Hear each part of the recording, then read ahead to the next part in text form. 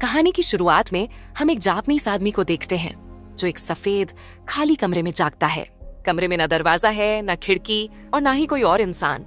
जब वो दीवार के पास जाता है तो उसे दीवार पर एक अजीब सा बटन दिखाई देता है। एक्साइटमेंट में वो उसे छूता है और फिर दबा देता है। अचानक कमरे की फर्श और दीवारों से सैकड़ों हंसते हुए नन्हे फरिश्ते बाहर आते हैं। कुछ सेकंड के लिए वहां मौजूद रहकर वे फिर से दीवारों में चले जाते हैं, लेकिन जाते जाते वे दीवारों और फर्श पर अजीब अजीब बटन छोड़ जाते हैं। ये सीखने का चरण होता है। अब वो आदमी उस उंगली को सूंघता है जिससे उसने बटन दबाया था और अचानक डर के मारे जोर से चीखने लगता है। फिर वो मदद के लिए चिल्लाता है, लेकिन कोई जवाब नहीं मिलता। इसके बाद वो एक एक कर सभी बटन्स को दबाने का फैसला करता है, लेकिन हर बार बटन दबाने पर कमरे में एक नई चीज गिरती है। कभी छोटा सा टूथब्रश तो कभी बड़ा सा फूलदान, और एक ही बटन बार बार दबाने पर वही चीज दोबारा गिरती है। ऐसे करते करते उसे ढेर सारे चॉपस्टिक मिलते हैं, लेकिन उसके सामने वाला बटन दबाने पर एक छोटी ट्रॉली उसके पैरों पर टकरा जाती है। दर्द के मारे वो गुस्से में एक और बटन दबा देता है, लेकिन वो बटन एक बच्चे के पिछवाड़े का आकार लेकर उसके चेहरे पर गैस छोड़ देता है। घंटों बाद कमरा तरह तरह की चीजों से भर चुका होता है। थक हार कर आदमी एक बॉल दीवार पर फेंकता है जो गलती से एक बटन दबा देती है और उसे सुशी मिलती है। भूख से बेहाल आदमी खुश हो जाता है, लेकिन वो देखता है कि उसके पास सोया सॉस ही नहीं है। वो बटन को बार बार दबाता है इस उम्मीद में कि सॉस की बोतल मिलेगी, लेकिन हर बार सिर्फ सुशी ही गिरती रहती है। हार मानकर वो बिना सोया सॉस के ही सुशी खाना शुरू कर देता है। जैसे ही वो आखिरी पीस खत्म करता है, वो और सुशी के लिए फिर से बटन दबाता है, लेकिन इस बार आखिरकार सोया सॉस की बोतल गिरती है। गुस्से में आकर वो बोतल को फेंक देता है। अचानक एक बटन से उसे पुराने जमाने का 3D चश्मा मिलता है। जैसे ही वो चश्मा पहनता है, उसे एक नन्हा फरिश्ता दिखाई देता है जो अपने बटन की तरफ इशारा कर रहा होता है। वो सोचता है कि शायद यही रास्ता है, लेकिन जैसे ही वो उस बटन को दबाता है, उल्टी गिनती शुरू हो जाती है और जैसे ही गिनती खत्म होती है, ऊपर से एक बच्चे का पिछवाड़ा उसके मुंह पर गैस छोड़ देता है। घंटों बाद वो एक मजेदार किताब का 5वां पार्ट पढ़ चुका होता है। एक्साइटमेंट में वो 6वें पार्ट के लिए बटन दबाता है, लेकिन 6वें पार्ट की जगह उसे सीधा 7वां पार्ट मिलता है। गुस्से में वो और बटन दबाता है, जिससे उसे 8वां और 9वां पार्ट तो मिल जाता है, लेकिन 6वां पार्ट अभी भी नहीं मिलता।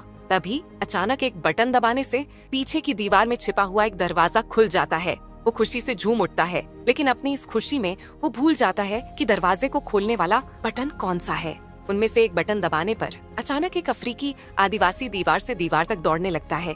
दूसरा बटन दबाते ही उसके सिर पर पानी गिरने लगता है।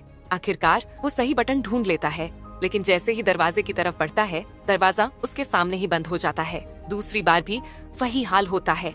तभी उसे एहसास होता है कि बटन को दबाकर होल्ड करने से ही दरवाजा खुला रह सकता है। अब वो कई अजीबोगरीब तरीके आजमाता है। पहले पैर से दबाता है, फिर रस्सी से खींचने की कोशिश करता है और यहाँ तक कि दूर से फ्लाई स्वेटर से मारता है, लेकिन कुछ भी काम नहीं करता। आखिरकार वो एक फूलदान उठाकर बटन के ऊपर रख देता है, लेकिन बटन फिर भी ऊपर उठ जाता है। फिर वो सोचता है कि फूलदान को भारी बनाना पड़ेगा। सबसे पहले वो फूलदान के अंदर पानी भरने की कोशिश करता है, लेकिन कोई फायदा नहीं होता क्योंकि पानी सिर्फ उसके ऊपर ही गिर रहा था। अब वो फूलदान के अंदर ढेर सारी सुशी भरने लगता है, जिससे फूलदान इतना भारी हो जाता है कि वो उसे उठा ही नहीं पा रहा था। फूलदान का मुंह छोटा होने की वजह से वो चॉपस्टिक की मदद से एक एक करके सुशी निकालने लगता है। जैसे ही कुछ सुशी बाहर आती है, वो मुश्किल से फूलदान को उठाकर बटन के पास ले जाता है, लेकिन वहाँ जाकर उसे एहसास होता है कि वो फिर से बटन भूल गया है। घबराते हुए वो एक बटन दबाता है और दीवार से वही आदिवासी फिर निकल आता है। आदिवासी फूलदान से टकराता है और उसे 2 हिस्सों में तोड़ देता है। आदमी गुस्से में बड़बड़ाता है और फिर सही बटन को ढूंढ लेता है। अब वो उस बटन को सुशी से ढकने की कोशिश करता है, लेकिन बटन वापस ऊपर उठ जाता है। फिर वो टेप की मदद से उसे दबाने की कोशिश करता है, लेकिन ये भी काम नहीं आता। अब कुछ पेन किलर की वजह से वो अच्छे से सोकर उठता है। उठने के बाद उसे ब्रश करने की जरूरत महसूस होती है, इसीलिए वो पानी गिराने के लिए एक बटन को दबाता है। हालांकि वो गलत बटन होता है, लेकिन उस बटन की वजह से एक लंबी रस्सी ऊपर से गिरती है, जिससे आदमी का मूड तुरंत ठीक हो जाता है, क्योंकि उसे दरवाजे तक पहुंचने का आइडिया आ गया था। अब वो बटन दबाता है और रस्सी पर झूलते हुए उस दरवाजे के पास टाइम रहते पहुंच जाता है, लेकिन अंदर जाते ही वहाँ पर एक और दरवाजा होता है। वो उसे खोलने की कोशिश करता है, पर दरवाजा लॉक होता है।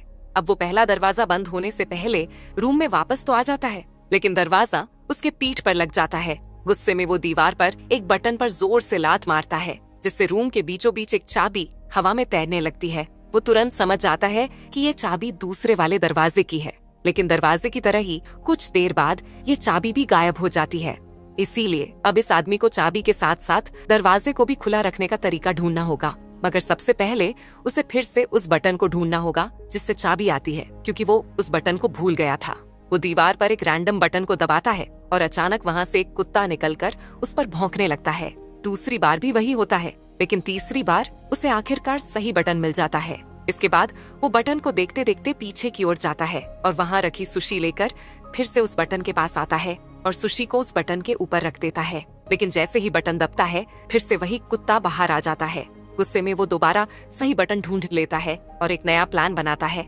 इस बार वो रस्सी की मदद से झूलकर दोनों बटन तक एक साथ पहुंचने की कोशिश करता है, मगर ये प्लान भी बुरी तरह फेल हो जाता है। जैसे ही वो फर्श पर गिरता है, उसकी नजर एक प्लंजर पर पड़ती है, जो कि उसे किसी पुराने बटन से मिला था। प्लंजर देखते ही उसके दिमाग में एक जबरदस्त आइडिया आता है। वो सोचता है कि प्लंजर की मदद से वो दीवार पर चिपक कर बटन दबा सकता है। कुछ फेल अटेम्प्ट्स के बाद आखिरकार उसका प्लान स्मूथली काम करने लगता है। वह रस्सी पर झूलते हुए प्लंजर की मदद से दीवार पर चिपककर सही बटन दबाता है। फिर प्लंजर से खुद को पीछे धकेलता है और चाबी पकड़ लेता है। इसके बाद वो दरवाजे के बटन को दबाकर झूलते हुए दरवाजा बंद होने से पहले अंदर दाखिल हो जाता है। लेकिन तभी उसे एक और झटका लगता है। दरवाजे के ठीक ऊपर की तरफ एक और लॉक होता है, जिसे खोलने के लिए 3 नंबरों का पासकोड चाहिए होता है। वो हड़बड़ाहट में कमरे के अंदर वापस आ जाता है, लेकिन इस बार भी दरवाजा उसके पीठ पर लग जाता है। गुस्से में वो प्लंजर उठाकर सामने की दीवार पर जोर से फेंक देता है। जैसे ही प्लंजर दीवार से टकराता है, एक बटन दब जाता है और वही आदिवासी फिर से वहाँ प्रकट हो जाता है।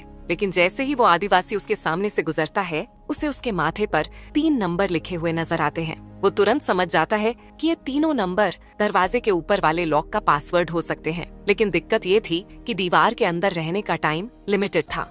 इसीलिए वो जल्दी जल्दी 3 बार दीवार के अंदर जाकर हर बार एक एक नंबर डालता है। जैसे ही तीनों कोड मैच हो जाते हैं, लॉक खुल जाता है। वो राहत की सांस लेता है, लेकिन तभी उसे पता चलता है कि पहला दरवाजा बंद हो गया। अब वो खुद को अंदर फंसा हुआ पाता है। इस बार जगह इतनी कम थी कि वो दरवाजे को खोलने की कोशिश भी नहीं कर पा रहा था। थक हार कर वो जमीन पर बैठ जाता है और सोचने लगता है। उसे वो पल याद आने लगते हैं जब वो बटन से मिलने वाली अजीब चीजों के साथ खेला करता था। उसे एहसास होता है कि भले ही वो वहाँ भी कैद था, लेकिन कम से कम वहाँ पर उसके एंटरटेनमेंट के लिए बहुत कुछ था। अचानक उसे साइड वाली दीवार से अपने चेहरे पर हल्की हल्की हवा महसूस होती है। हैरानी से वो उस दीवार को छूता है और देखता है कि उसमें एक दरार है।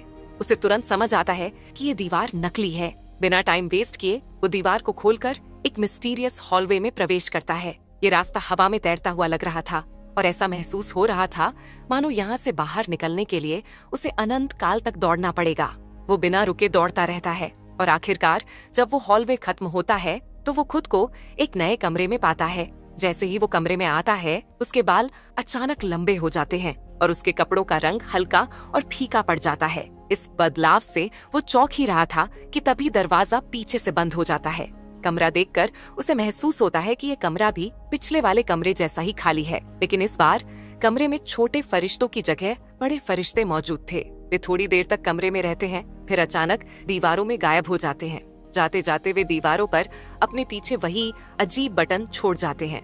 ये अभ्यास का चरण होता है। अब ये आदमी लगभग हार मान चुका था कि तभी उसकी नजर ऊपर से आती एक अजीब सी रोशनी पर पड़ी। उसने देखा कि इस कमरे की कोई छत नहीं थी और ऊपर कुछ फरिश्ते उड़ रहे थे। अब वो इन अजीब बटनों को दबाने के बजाय उनका इस्तेमाल ऊपर चढ़ने के लिए करने लगा। लेकिन जैसे जैसे वो बटनों को छूकर ऊपर चढ़ रहा था, पृथ्वी पर अजीबोगरीब घटनाएं घटने लगी। फूल के खिलने से लेकर हाथी के मरने तक। जितना वो ऊपर चढ़ रहा था, इन बटनों का प्रभाव उतना ही बढ़ रहा था। अब इनका असर केवल प्रकृति तक सीमित नहीं रहा, बल्कि मानवता और छोटी बड़ी चीजों पर भी पड़ने लगा, जैसे टोस्टर चलना या इंसान का चांद पर उतरना। आखिरकार जब वो अंत तक पहुंचा तो उसके बाल और दाढ़ी दोनों बहुत लंबे हो चुके थे। अब उसे बटन छूने की भी जरूरत नहीं थी। वो फरिश्तों की तरह हवा में तैर रहा था। इस ऊंचाई पर पहुंचकर उसने पिछले दोनों कमरों से मिले अनुभवों को याद किया और भगवान की अपनी भूमिका को स्वीकार किया। उसने समझ लिया कि बटन दबाने का काम अब नहीं करना, बल्कि मानवता के लिए सबसे बड़े निर्णय लेना है। वो अब चुनिंदा तरीके से मानवता की सबसे बड़ी हिट्स का चुनाव करने लगा। जैसे जैसे उसका काम पूरा हुआ, कमरे की दीवारें गायब होने लगीं और उसकी जगह पंखों का घेरा बन गया। फिर एक चमत्कारी पोर्टल प्रकट हुआ। वो उसमें प्रवेश करता है और आखिरी कमरे में पहुंचता है। ये चरण भविष्य का होता है। इस कमरे की एक दीवार पर सभी महाद्वीपों के नक्शे बने हुए थे। वही दूसरी की दीवार पर एक बड़ा सा बटन था जिसे वो आदमी दबाने जा रहा था। और इसी मिस्टीरियस एंडिंग के साथ ये कहानी यहीं पर खत्म हो जाती है। अगर आपको ये वीडियो पसंद आई हो तो इसे लाइक करें और अपने एक दोस्त के साथ जरूर शेयर करें। तब तक के लिए मिलते हैं अगली वीडियो में।